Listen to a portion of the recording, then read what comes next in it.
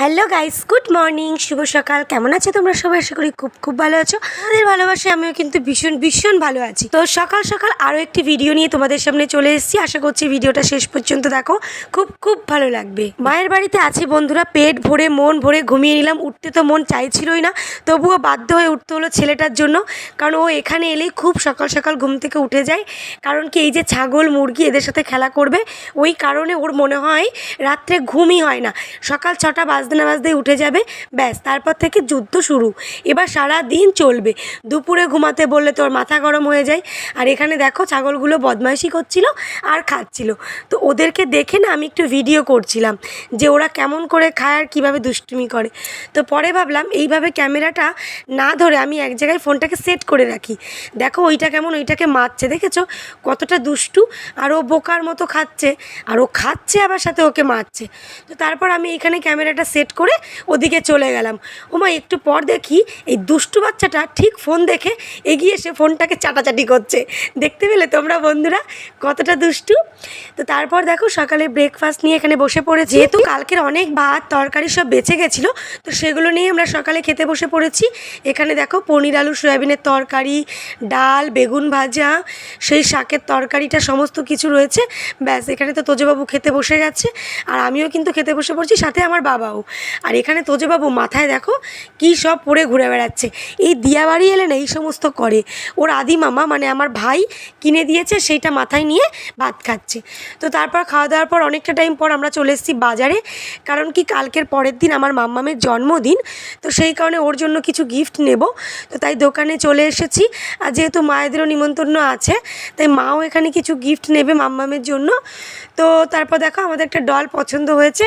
ডলের সাথে hair band, clip, অনেক chocolate এই সমস্ত সব অ্যাড করে দিয়েছি, দিয়ে কিন্তু একটা গিফট প্যাক বানিয়ে নিয়েছি। তো তারপর দাদাটাকে প্যাকড করে দিল। আর মা বললো কী নেবে কী নেবে, তারপর মা একটা স্টাডি টেবিল, একটা পেন্সিল বক্স নিল। তারপর দেখো বাড়িতে চলে এসেছি। এখানে বাবার কাজের জন্য সব ধূপকাঠি প্যাক করে নিচ্ছে, এক্ষুনি বেরোবে। আর আমিও কিন্তু দুপুরে খেয়ে দিয়ে রেডি হয়ে নিয়েছি। আর আজকে দুপুরের মেনুতে কি হয়েছিল তোমাদেরকে দেখাবো, তার আগে চলো একটু কুল দেখিয়ে নিয়ে আসি। এ দেখো বন্ধুরা, এই সব কুলগুলো আমার মামা বাড়ি থেকে আনা হয়েছে, মানে দিদা নিয়ে এসছে।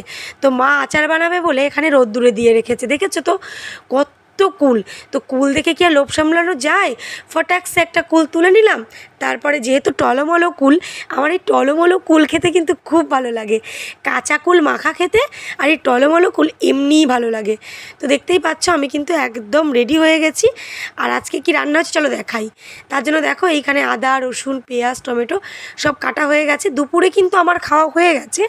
তো পরে ছোটো মা বললো চিকেন রান্না করছি, ওটা খেয়ে যাবি। তো ওই পেটে আর জায়গা ছিল না, জাস্ট 2 পিস মতো কষা খেয়েছিলাম আমি আর ছেলে। আর যা মাংস মা প্যাক করে দিয়েছিল ওটাই কিন্তু নিয়ে শ্বশুরবাড়িতে চলে গিয়েছিলাম। আর এই যে এখন দেখতে পাচ্ছ মা আমার গলায় কিন্তু একটা রূপার রাধাকৃষ্ণের লকেট বানিয়ে দিয়েছে আমাকে, তো সেটা পরিয়ে দিচ্ছিল। ওটাই হচ্ছে সামনে যেহেতু আমাদের অ্যানিভার্সারি, মা বললো ওটা তোদের অ্যানিভার্সারির গিফট। তো আমার তো খুব খুব পছন্দ হয়েছে, মানে সব গিফটের থেকেও সেরা গিফট হয়েছে আমার কাছে। আর এদিকে অটো দাদা আসতে একটু দেরি করছিল, তো তোজবাবু এদিকে সন্ধ্যা দিতে বসে গেছে। আর সাথে মায়ের কিন্তু করতাল নিয়ে কীর্তন করছে। তো কী করছে চলো সেটা তোমরা একবার শুনে নাও।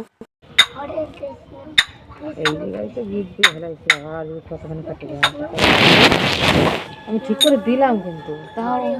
এটা ছিল পরের দিনের ভিডিও। তো সেই দিন রাতে শ্বশুরবাড়িতে এসে আর কোনো ভ্লগ করিনি। তারপর দিন সকালে খাওয়া দাওয়া করে আমরা সবাই মিলে যাচ্ছি আমাদের মাঠে মানে আমাদের জমিতে সর্ষে লাগিয়েছে, তো খুব ভালো সর্ষে হয়েছে, সেটাই দেখার জন্য যাচ্ছি। আর এদিকে দেখতেই পাচ্ছ তোজবাবু, মাম্মাম, আমি, আমার যা, শাশুড়ি মা সবাই মিলে চলে এসেছি। আর সকাল সকাল স্নান পুজো সেরে একদম খাওয়া দাওয়া করে মাঠে চলে এসেছি। আর যেহেতু এখনও পুরোপুরি গরম পড়েনি, আবার খুব একটা শীতও নেই, সে কারণে মাঠে খুব একটা অসুবিধা হচ্ছে না, আর খুব একটা গরমও লাগছে না। দেখতেই পাচ্ছ মাঠ পুরো ফাঁকা, কারণ কি সবারই সর্ষে কেটে বাড়ি নিয়ে চলে গেছে, আর আমাদের সর্ষেটাই পড়ে আছে। আর এখন যেহেতু মানে বুঝতেই পারছো আধুনিক যুগ, এই যে ডান পাশে যে সর্ষেটা ওইটাই কিন্তু আমাদের। আর এই যে ধানের জমিটা দেখতে পাচ্ছ এটাও আমাদের ধানের জমি। তো এপাশে সর্ষে এপাশে ধান, তো সেটাই দেখানোর জন্য কিন্তু মা মাঠে নিয়ে এসছে। আর আমার তো এখানে এলে মাঠে আসতে ভীষণ ভালো লাগে। আর এখন জানো তো বন্ধুরা মেশিন বেরিয়েছে, তো সবাই ওই মেশিনেই সর্ষে ঝেড়ে বাড়িতে নিয়ে যাচ্ছে, কেউ আর কষ্ট করে সর্ষে ঝাড়ছে না। তো তারপর আর কি এখন আমি ভীষণ মজা করছি, আর এখন আমি শাকও তুলবো, কারণ কি মাঠে প্রচুর প্রচুর সঞ্চির শাক হয়েছে, যেটাকে আমরা সেচির শাকও বলি। তো তারপর দেখো অনেকটা টাইম পর সন্ধ্যাবেলা বাড়িতে এসে রেডি হয়ে কীর্তনে চলে এসেছি। আমার শ্বশুরবাড়ির এখানে কিন্তু এই সময়টাই কীর্তন হয়, মানে 7 দিন ধরে। তো সেখানে এসে তোজবাবু এখানে গোপালকে দোল দিচ্ছে, আর বেশ ভালো লাগছে এখানে এসে, যেন আলাদাই একটা শান্তি পেলাম। আর তোমরা তো জানোই তোজো অনেক গোপাল ভক্ত, মানে ঠাকুর ভক্ত আর কি। তো ঠাকুর যেখানে ওকে সেখান থেকে আনা যায় না, মোটামুটি ও সেখানেই বসে পড়ে। আর এখানে এসে একটা নতুনত্ব জিনিস দেখলাম, যে প্রত্যেকটা বাচ্চা মেয়ে বা বড় মেয়ে কি সুন্দর হাতে বেশ মোমবাতি ধরিয়ে ফুল টুল নিয়ে বেশ ওই ঠাকুরকে আরতি করছে, আর সাথে যত ভক্তবৃন্দগণ আছে সবাইকেই আরতি করছে। তো এটা আমার খুব ভালো লাগলো, এটা আমি ফার্স্ট টাইম দেখলাম।